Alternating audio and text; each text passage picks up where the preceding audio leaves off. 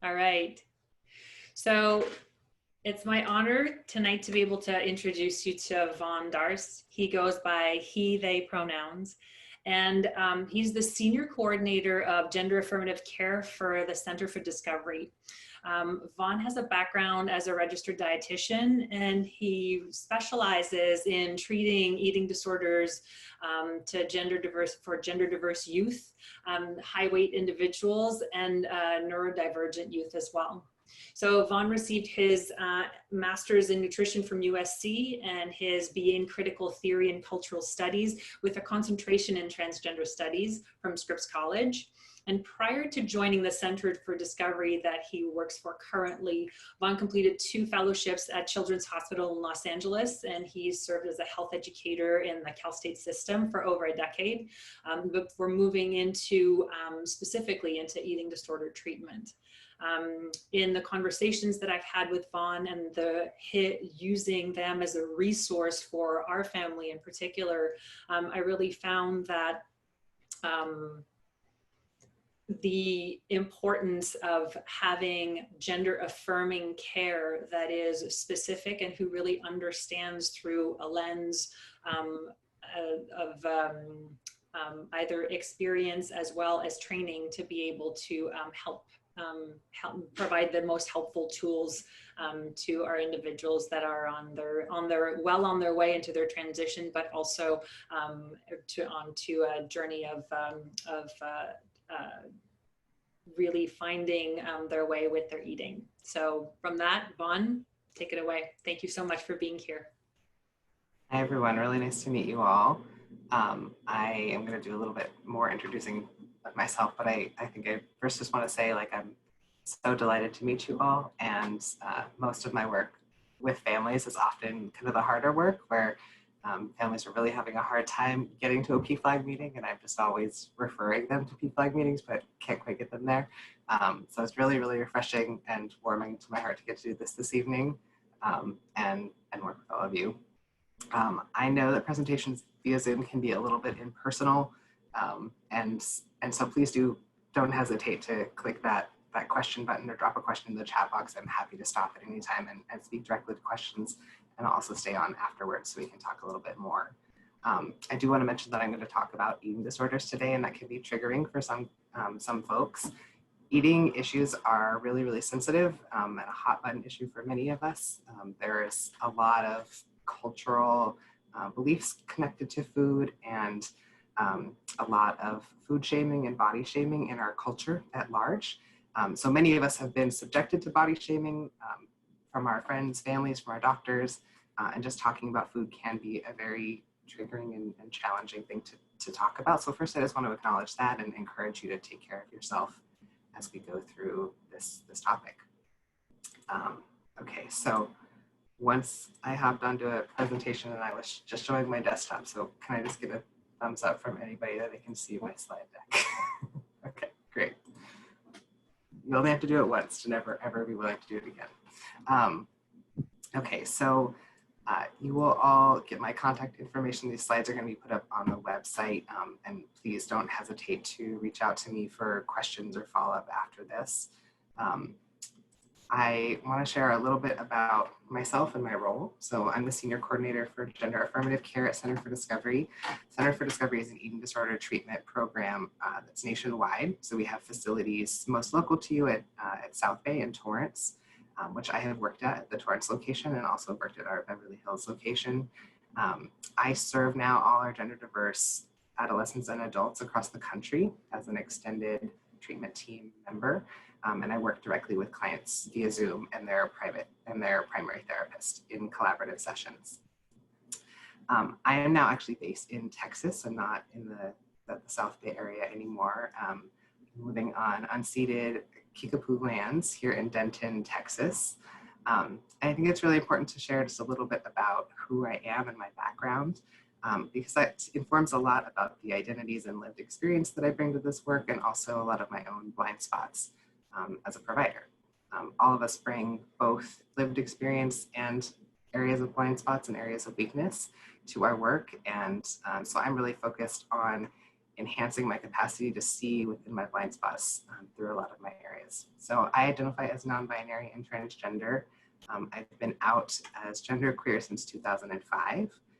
So I've been in the trans community for a very, very long time, but it's only more recently that my professional life and my personal identity have kind of come together in this role.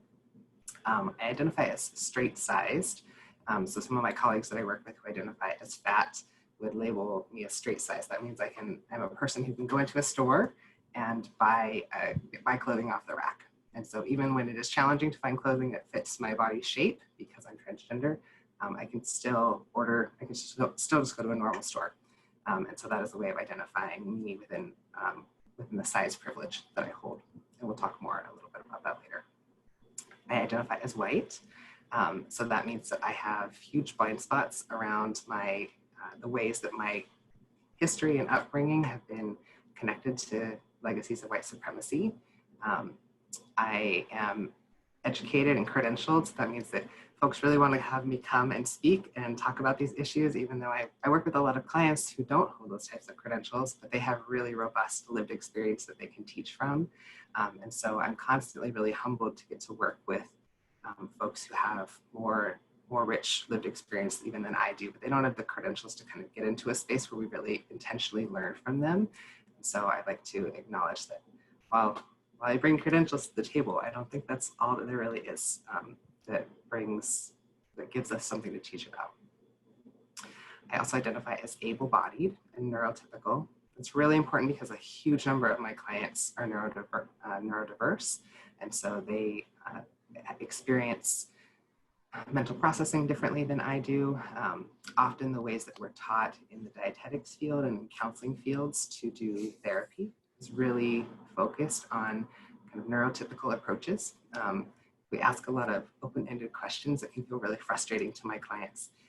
And I have to work in a different way with them in order to really get a good sense of what their experience of their eating disorder is, and be mindful of not kind of imparting my own neurotypical expectations on them. I also identify as upper middle class. I was raised by very much blue collar workers. My grandmother worked in a factory making automobile and airplane parts until the day she died.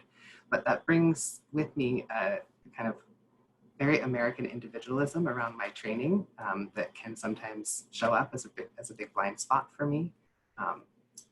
In my small, nuclear family, trying to pull ourselves up by our bootstraps, I was often taught that kind of there's a meritocracy where we should be earning the privileges and the access that we get through our hard work. That was very much a narrative in my family.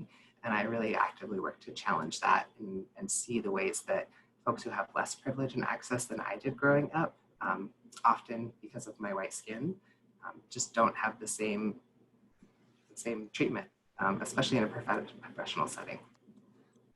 And I'm also a naturalized US citizen. So a lot of my education tonight bears with it these identities and blind spots in mind. I have to be very conscious about talking about the needs of gender diverse young people and adults who are, for example, immigrants and who have less access to medical resource systems in the United States. And so I just want to acknowledge that my work is definitely not inclusive of all voices and all perspectives, and see these are some of the really specific ways and how it's limited. So let's talk a little bit about why we're here. Eating disorders among gender diverse young people are at staggeringly high rates. We have a handful of studies that are really starting to reveal the extent to which eating disorders impact gender diverse young people. And these are some of the richest studies from the most rigorous study methodologies that are out there. So one is one that looked at US college students across the country. This is a really, really large study that's done annually by the National College Health Assessment. They found that transgender young people were about 8 times more likely to have been diagnosed with an eating disorder than any of their cisgender peers. So the rate of diagnosis in the trans community was about 16% of the national sample, whereas when you broke that down to heterosexual cisgender peers, the rate was around 5% for cisgender males and 2% for cisgender females, who are often who we kind of think of as the people who have eating disorders, cisgender women. In reality, the prevalence rate's only about 2% in cisgender women, where it's 16% in transgender individuals. And even when this study also did a really good job of benchmarking it with other LGBT peers. So when they looked at sexual minority cisgender youth, they found the rate was similarly about 8-fold. So cisgender sexual minority males were at a rate of 2%, similar to cisgender females who identify as heterosexual. And so the rates really seem to be connected to gender identity more so than any other factor around like sexual orientation. And then a robust Canadian study of about 900 transgender youth really did a good job of unpacking why we think this is. So they found that half of transgender youth and more than a third of transgender young adults age 18 to 25 engaged in binge eating or some type of compensatory behavior, like using pills or fasting or laxative or vomiting to get rid of their food. And they were able to identify that higher rates of harassment and discrimination, so kind of lived experience of transphobia, directly correlated to higher incidences of eating disorder behaviors. And on the flip side, individuals who had a really, really robust family system and support network had a lower rate of eating disorders. And so the work that you're doing with PFLAG to really build consciously your support for your young person is also protecting them from disordered eating behaviors. And I think this study does a really nice job in a way that most of the other studies in this research area didn't at attributing cause. Many of the studies really want to kind of point the finger at trans folks and say, well, since you already have challenges with body image, that must be also why you engage in eating disorder behaviors. And I think that's really untrue. I think having to cope with transphobia and lived experience of marginalization is actually what drives us to turn to soothing and self-soothing mechanisms that are still harmful, like alcohol use and eating disorders. So our approach at Center for Discovery is a little bit different than many other approaches, even in trans medicine, where we believe, and there's a lot of research to support that we need to treat one's gender identity simultaneously as treating their eating disorders. So in order to reduce eating disorder behaviors, we really need to increase access to medical transition services if the client wants to medically transition.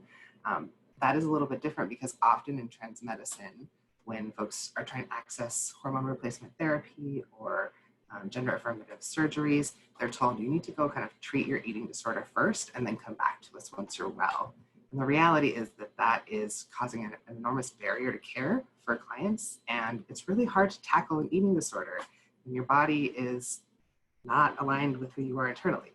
And so most of the research is pointing to the fact that these two issues need to be tackled simultaneously. And unfortunately, a lot of our systems aren't really equipped to that. So the eating disorder world is really separate from the trans medicine world, and they don't talk to each other very much. There's a small handful of professionals like me who really work in both spheres and have a strong expertise in both spheres. So I find that I'm often advising trans physicians as much as I'm advising my eating disorder colleagues about how to tackle treating eating disorders in this population. So as I've alluded to a little bit, some of the hypotheses for why we have higher rates of eating disorders in the trans community include the impact of minority stress. I think that is the #1 factor. Navigating the world as what is perceived to be a minority, as being someone who is perceived to be different, adds a tremendous burden of stress that individuals are just dealing with on a regular basis. And that stress needs a place to go and needs an outlet. There's also just a heightened focus on body image for both our community and as we interface with the larger world. There's really strong expectations for how one needs to look in order to be kind of acceptable when they're transgender. And we'll talk a little bit more about that. There's also very limited research just on trans folks in general. Often surveys don't even bother to ask about someone's gender identity, so we don't get any data about what treatment interventions are effective, what the real needs are of the community. We've known since the 80s that trans folks are more likely to deal with eating disorder behaviors, but it's only been in the last 5 years that we've actually done any real studies on it. And that is saying a lot. There's also persistent gatekeeping and limited access to hormone replacement therapy and gender confirmation surgery, as I mentioned. So I'm treating a young person right now who's been in eating disorder treatment for the last 6 months. And he was told by his physicians up in San Francisco even that he wasn't able to start on any type of transition process until he was fully treated for his eating disorder. So he's been super compliant in eating disorder therapy. He's been really, obviously, desperate to try to get access to the services that he needs. But we also can't really make much progress in treating his eating disorder because it's kind of performative. He's just trying to make it through that basic bar. And that means his mental health care is really diminished because services are being held up on the grounds that he doesn't, that he has to treat his eating disorder first. Often trans folks are never really screened for disordered eating behaviors. I worked briefly at Children's Hospital LA on a small grant where we were looking at eating disorders in this community, and every single client that was referred to me for nutrition screened positive for an eating disorder. But I was the first person who was ever screening them. And I think that is probably the case elsewhere. And unfortunately, a lot of our screening tools are not specifically tailored to screen for trans folks. They've been really designed to work in cisgender females. And so some of the behaviors we see in eating disorders in our community are not even flagged on those eating disorder screening tools. We're going to talk more about the impact that weight stigma has and the way it drives eating disorders. And in general, across the eating disorder community, it can be really challenging to get access to care. And that is doubly impacted for trans folks. Finding a safe treatment center can be a real challenge, and that is a large part of my role at Center for Discovery, is helping link clients to an appropriate location where they're really going to be supported as a whole human being in their recovery. And a really long history of medical trauma within the trans community often prevents us from really seeking care or asking for help, because often when we do interface with medical providers, it's been a negative experience. And so just going to ask for help is a really, really challenging step, because what we've received is really negativity, stigma, harassment, even from physicians. And so restarting with that process is challenging. So I did a TED Talk, which is linked here, about eating disorders in this community. This is kind of like my working theory for why eating disorders happen. It's a little bit of a complicated diagram. I probably don't need to kind of live with it here, but if you focus here on the center, eating disorders are often, we've been taught in our culture, about control. I think they're more about shame and coping than really about control explicitly for most people. So when we are operating from within a world where there's a gender binary, there are really rigid expectations for how we would conform to that gender binary or explicitly kind of reject that gender binary. And often those experiences lead to internal stigma. And so when someone is internally wrestling with, am I woman enough? Am I man enough? Am I androgynous enough?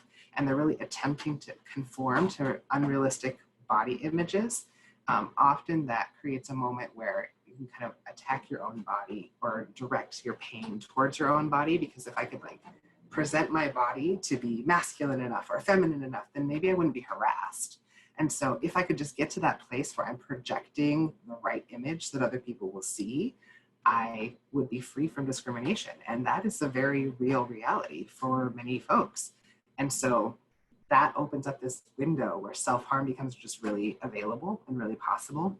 Controlling your body feels like a very practical way to deal with harassment and discrimination. And so as a clinician, I'm often trying to kind of just name these things, names like the actual lived experience of transphobia in someone's life, and help them process the really intense feelings about that, because there's just so much sadness in that experience, and kind of pull it out from being an individual experience of shame and stigma. And in my experience, really connecting trans youth to a larger trans community helps so much in relieving this internal stigmatization that's happening. Like the more we are kind of connected to brothers and sisters and non-binary siblings who understand our experiences and can really validate our experiences of navigating in a really transphobic world, the more we don't really feel like it's like us and our body that needs to be fixed. It's really the world that needs to be fixed. And so that can also kind of help folks get out of this cycle of self-harm. So I show these images in all of my presentations, and I think I even kind of want to put a trigger warning. These are often, I mean, these are really prominent trans leaders, folks who we really admire in the community, but they're also really unrealistic images of kind of what it looks like to be acceptable and be transgender in 2020. So this is the way to access like mass media culture and get to be put onto a pedestal of good, acceptable trans identity. And so often when I'm talking to my clients about what it is in their mind that's the body they're trying to conform to, it's these images. This is what kind of the small public pool of representation that we have to draw from. And you'll notice that all these bodies are really, really thin or really, really fit. Many of these bodies have been have had full access to transition services, right? So folks who've had surgery, folks who've had hormone replacement therapy for years, folks who've had cosmetic surgery, and stylists and makeup artists. And these are just impossible standards to live up to on a daily basis for most of us, especially when just getting access to care is such a barrier for so many folks. Accessing these images is just impossible.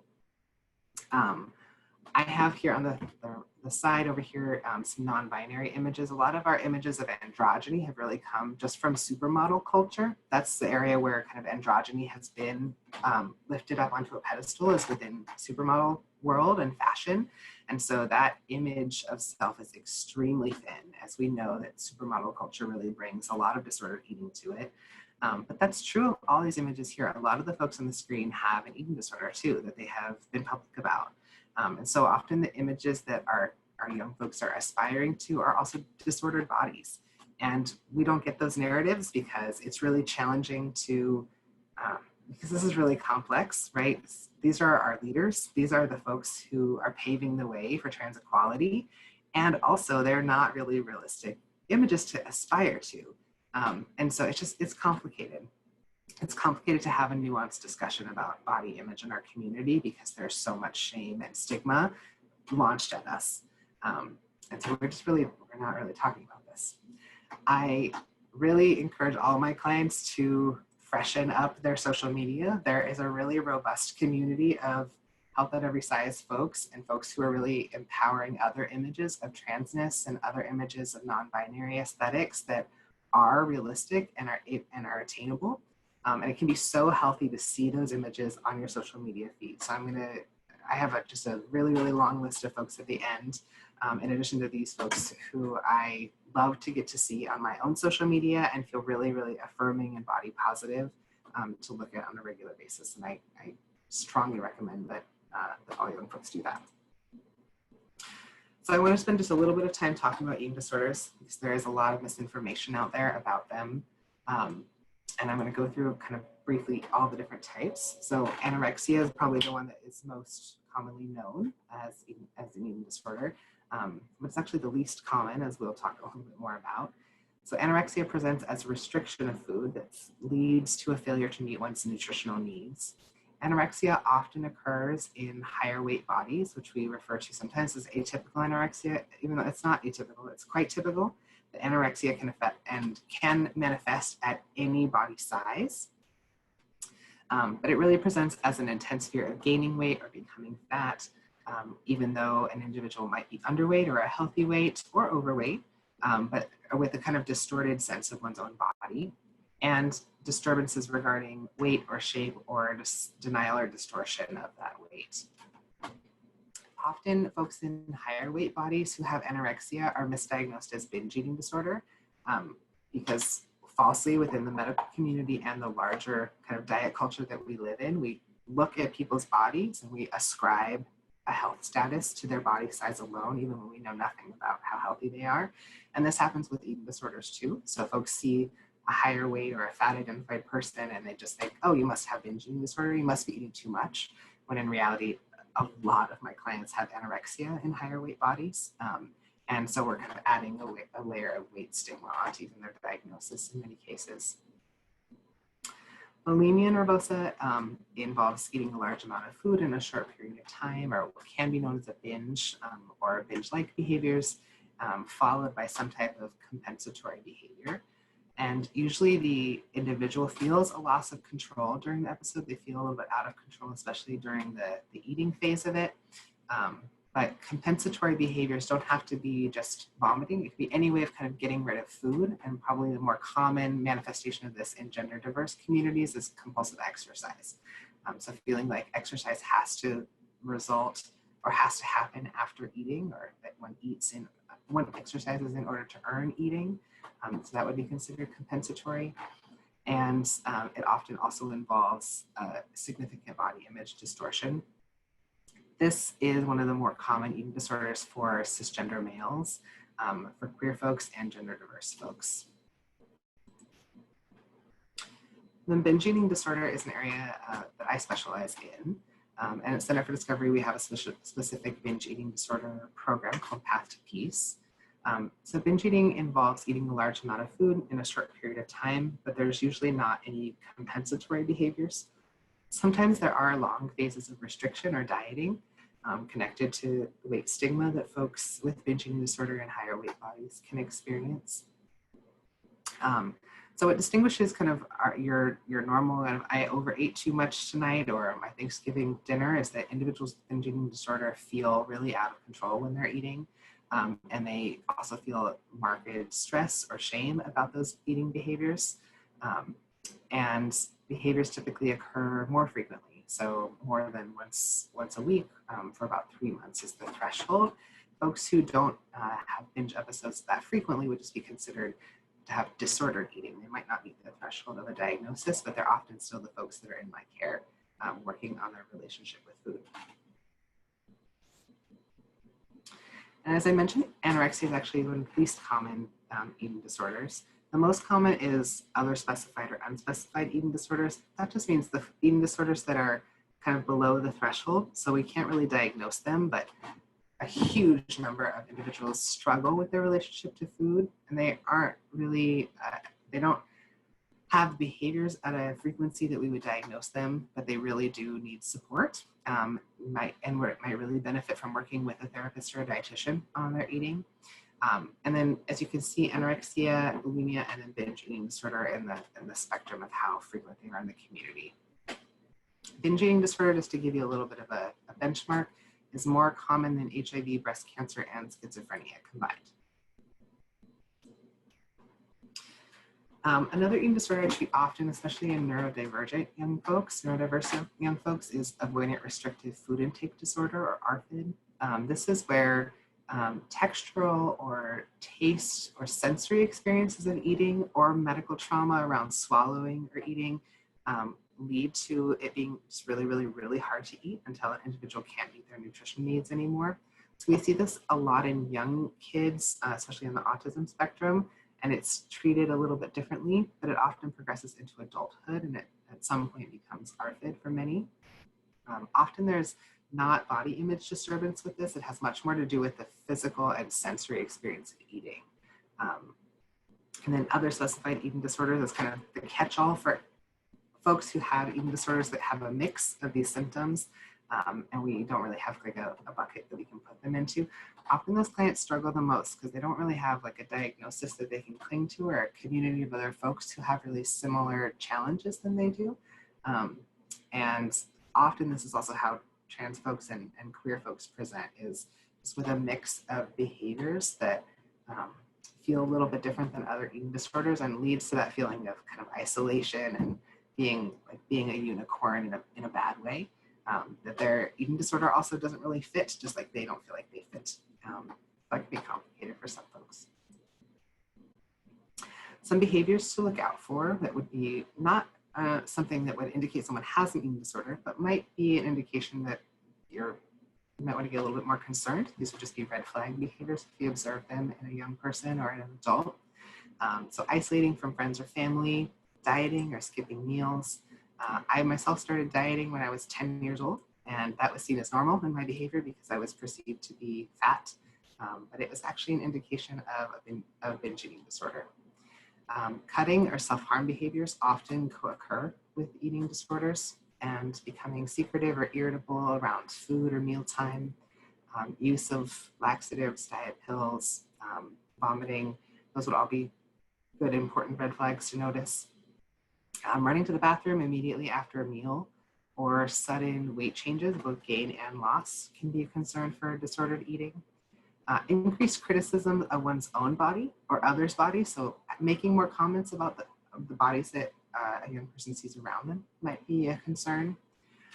Having a lot of fixation on body shape or size or appearance, more talk about food or weight or calories, hiding food or food wrappers, stockpiling food, complaining about being cold or experiencing kind of cold intolerance is often a symptom of slowed metabolism from disordered eating. Increased consumption of diet foods or diet soda or ice, strong perfectionism, or exhibiting some type of like rules or rituals around food, so like pushing food around on the table or not letting food touch. These can all be normal behaviors, or they can kind of raise to the threshold of disordered eating. So there's things to be curious about. And wearing loose-fitting clothing or having kind of an unwillingness to wear fitted clothing. So as I'll just keep mentioning, no eating disorder is a one-size-fits-all kind of approach. So any one of these behaviors are not concerns by themselves, but they're an opportunity to be curious and to lend more support and to encourage healthy behaviors and more supportive behaviors. Often when I'm working with clients and I see these kind of behaviors go up, the only real question I have is, how can I support you? What are you going through? You want to talk. I think that's the best possible intervention for these, rather than really drilling down on the behavior, or like, I saw you do this thing, what's going on? That feels really interrogating. Just opening up space for talk and exploration and processing of emotions can be so helpful when you're seeing these kind of behaviors. And obviously connecting a young person with support resources, talking with a doctor about it, or recommending a conversation with their therapist if they're in therapy. So let's talk about some common eating disorder myths or facts. You can kind of think to yourself whether you think this is a myth or a fact. So true or false, lower weight individuals with eating disorders are usually more severe. This is often how we think about eating disorders. We don't really think that they're a concern until we think a person visibly looks underweight. The reality is this is a myth. So eating disorders are very severe and have very severe medical complications at every size body. And often, unfortunately, individuals are turned away from seeking care when they don't look sick, when in reality, psychologically and physically, their body is suffering quite a bit. Fact or myth, eating disorders occur only in white cisgender females from higher socioeconomic backgrounds. And this really speaks to, I saw some heads saying myth. This is very much a myth, yes. This really speaks to our cultural image of eating disorders, though. These are the young folks who get screened and who are asked about eating disorders, is the white female ballerina, the young college student. In reality, that is not who has eating disorders. I mean, eating disorders do exist in cisgender female populations and at all socioeconomic backgrounds, but are actually been at higher rates in other communities. They've just not gotten any research or press for many, many years. There's also a strong correlation between a history of food insecurity with several eating disorders. So having a long history of trauma related to food makes eating disorders make a lot more sense. And so often we think about higher socioeconomic brackets as those being impacted, but in reality, those are the folks who have access to care. And so they've often been able to access really expensive treatment programs and have reinforced the narrative that those are the communities that have disordered eating, while folks who are in lower socioeconomic brackets and have a long history of food insecurity have just never accessed care, never been screened, and never really gotten help from them. Fact or myth, dieting and weight bias can be traumatic, leading to disordered eating or eating disorders. this one is true. This one's a fact. So not every diet results in developing an eating disorder, but every eating disorder probably started with a diet. So I think that's a good way to think about it. Dieting causes trauma. Weight bias also causes trauma. So just living in this world in a higher weight body is traumatic. And we're finding that a lot of the science that correlates poor health outcomes to BMI would actually be much more accurate if they looked at weight bias. So weight cycling and discrimination based on body size has a very strong correlation to poor health outcomes. The more you've been body shamed and size shamed your life, the less likely you are to seek medical care or have access to medical care. And the more likely you are to suffer negative health consequences because of that, not necessarily because of weight specifically. So we find that teens who are told in adolescence that they're too fat by friends, by age 14 are more likely to have disordered eating patterns at age 19 than peers who are not told they were too fat, irregardless of body size itself. And as individuals are exposed to anti-fat bias, both explicit or implicit, so even when we're just communicating to young folks in higher weight bodies that they should eat healthier or they should move more. Young folks know what that coded message is, that their body is unhealthy because of their size, and they begin to internalize those biases. And that internalization of weight bias in and of itself leads to negative health outcomes. The reality is that folks in larger bodies struggle daily against how society sees their size and labels it as a moral or personal flaw. And this experience of weight stigma is really compounded for the trans community, both because transphobia and weight bias are in place simultaneously, but also just for some interesting challenges, specifically barriers for our community.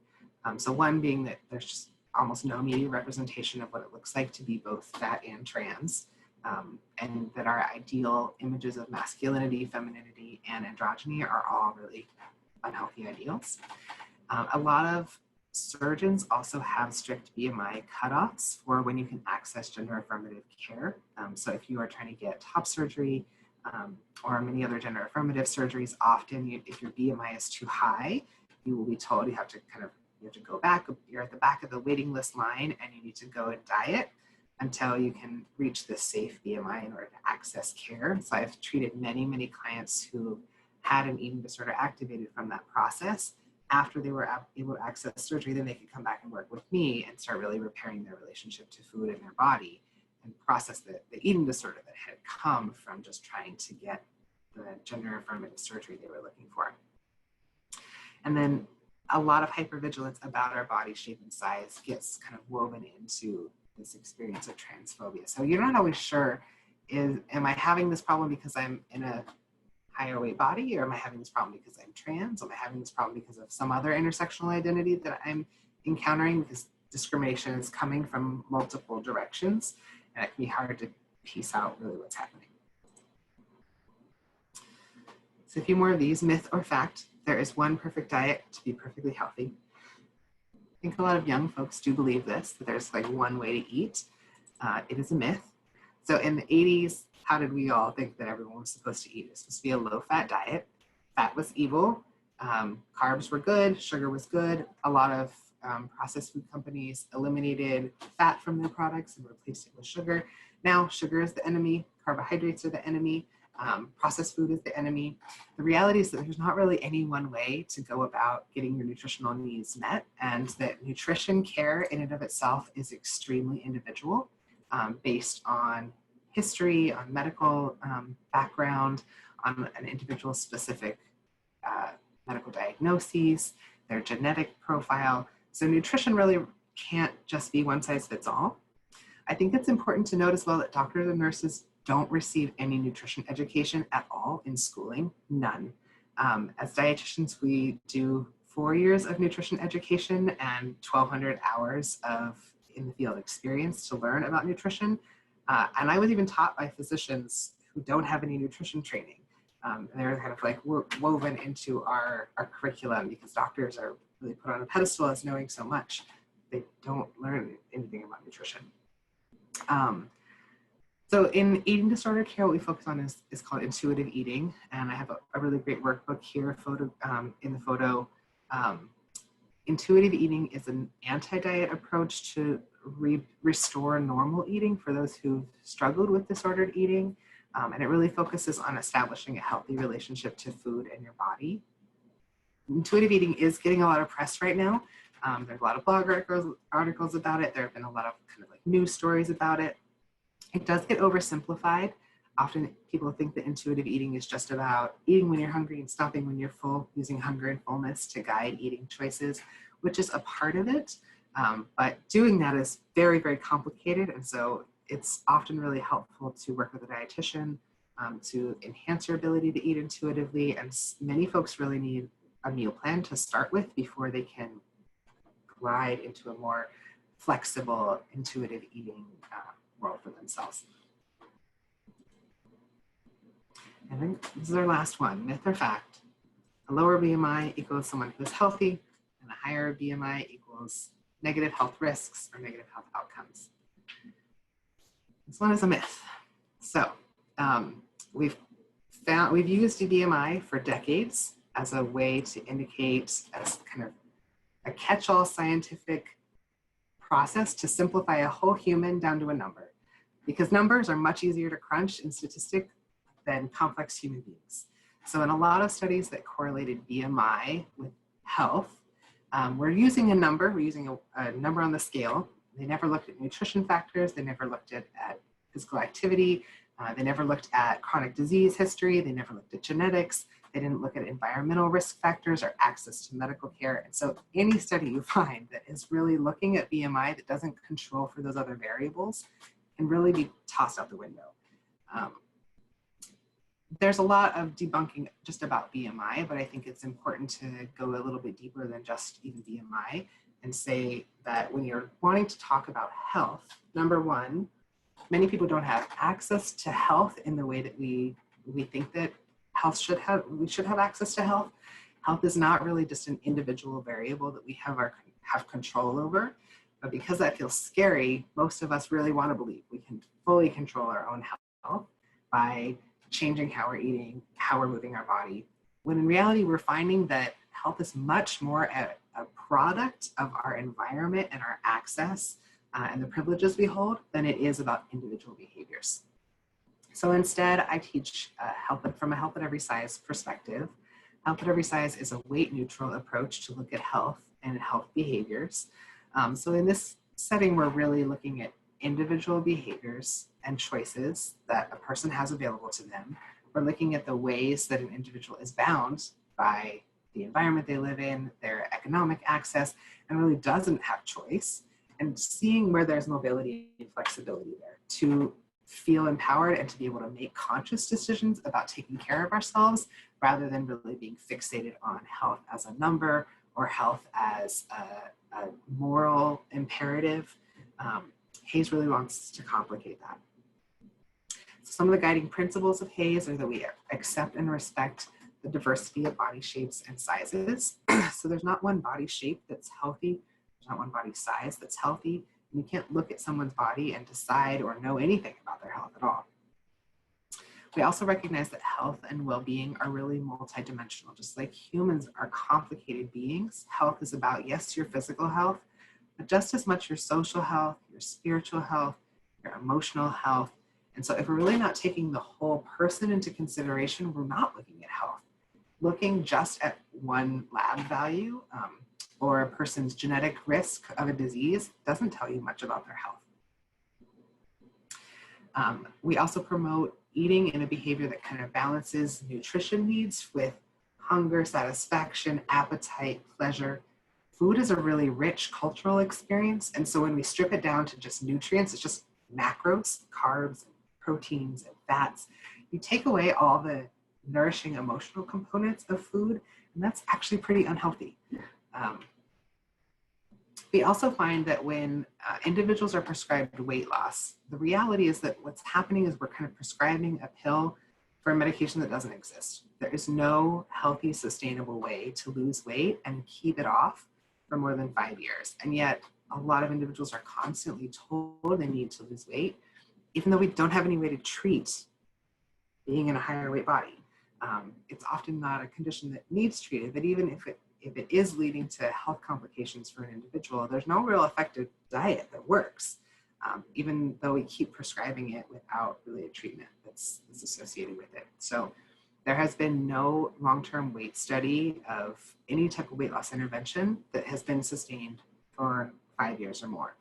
Weight loss is a temporary process that happens in a temporary phase, and it usually involves slowing down the metabolism. So the body corrects for not getting enough energy in it and restores weight because our bodies want to maintain a homeostasis. We want to stay stable. And so it's really hard on the body to gain weight or to lose weight. And it's often not something that we can do consciously. Also, healthy behavior changes don't really improve BMI. They don't lead to someone losing weight. So when someone starts a physical exercise routine, that is so good for their health, for their cardiovascular health, for their emotional well-being, for alleviating symptoms of depression and anxiety. But most people don't lose weight when they start exercising. They build muscle, and so they often gain weight. So the ways we actually want people to live a healthier life is not correlated with weight loss. And often a lack of weight loss is a deterrent to doing those healthy things. So we really need to refocus on behaviors that an individual can control that really does contribute to more health in their day-to-day life, and totally take the focus off weight change.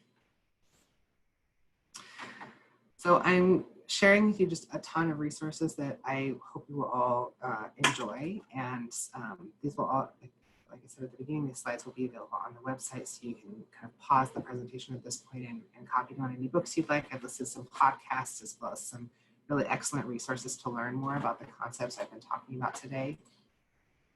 These are some really good specific media pieces that are about the intersection of eating disorders and trans identity. So, folks who want to learn a little bit more about that specific experience of eating disorders for our community can turn to these videos and podcasts. And then these are all the social media accounts that I really encourage everybody to follow, especially to rehab your social media to be a more body positive space for yourself. Unfollow all the topless, skinny folks that don't make you feel great about yourself, and follow these folks who present a much more diverse platform of what it looks like to be healthy in all sorts of body sizes and all sorts of lived trans experience. Okay. There we are.